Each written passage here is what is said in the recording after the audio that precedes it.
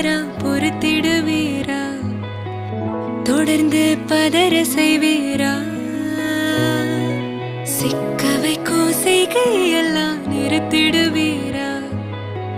மனசு இயங்கல சீரா? தாசா கிட்ட நெருங்குற லேசா, நான் ஒருங்குற தூசா, எட்ட போயிடுறா வெரசா வெரசா. தாசா இது என்ன புதுசா, வெக்கம் ஆச்சு சிறுசா, கொஞ்சம் பார்த்து தொடு